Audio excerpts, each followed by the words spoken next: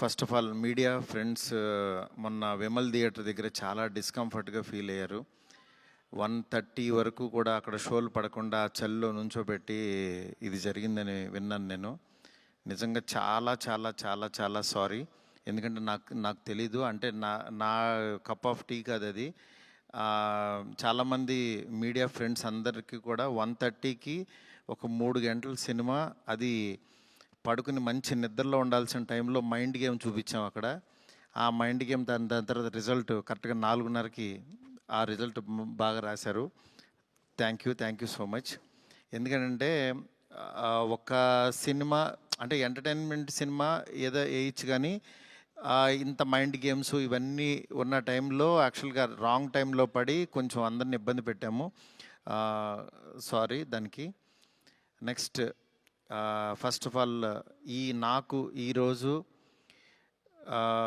ఏది ఏమైనా నాకు ఒక మంచి ఆపర్చునిటీ ఇచ్చిన ప్రభాస్ గారికి నా జన్మంతా రుణపడి ఉంటాను. ఎందుకంటే ఒక నార్మల్ మిడ్ రేంజ్ డైరెక్టర్కి ప్రభాస్ సినిమా తీసాడు అనిపించేలా చేసిన ప్రభాస్ గారికి చాలా చాలా చాలా థ్యాంక్స్. అట్లాగే ఈ సినిమాని 3 సంవత్సరాలు, అంటే ఒక 9 మంత్స్కి ఒక సినిమా తీసే నేను ఒక 3 సంవత్సరాలు చాలా కష్టపడి ఇష్టపడి ఆయనకి నచ్చే విధంగా ఆయన్ని ఇంప్రెస్ చేస్తూ, ఆయన ఎలాంటి ఇది చేస్తే బాగుంటుందో, ఆడియన్స్ ఆయన ఎలా చూడాలనుకుంటున్నారో ఆడియన్స్ ఫీడ్బ్యాక్లు తీసుకుంటూ ఒక ప్రోడక్ట్ చేయడం జరిగింది.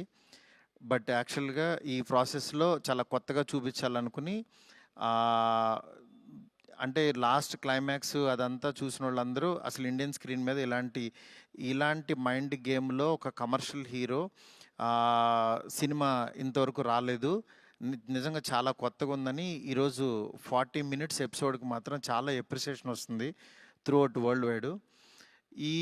ఈ దీంట్లో అందరూ అంటే ప్రభాస్ గారిని పెట్టుకుని నేను కూడా సింపుల్గా కమర్షియల్ సినిమా రాసేయచ్చు, చేసేయచ్చు, చాలా ఈజీగా అయిపోతుంది. కానీ ఆయన కూడా ఇలాంటి కథని కొత్తగా చెప్పాలి, ఆడియన్స్కి తీసుకెళ్ళాలి, కొత్త సినిమాలు పెద్ద హీరోలు చేయాలని ఆయన సంకల్పంతో డెఫినెట్గా ఈ సినిమాని మీ ముందుకు తీసుకురావడం జరిగింది.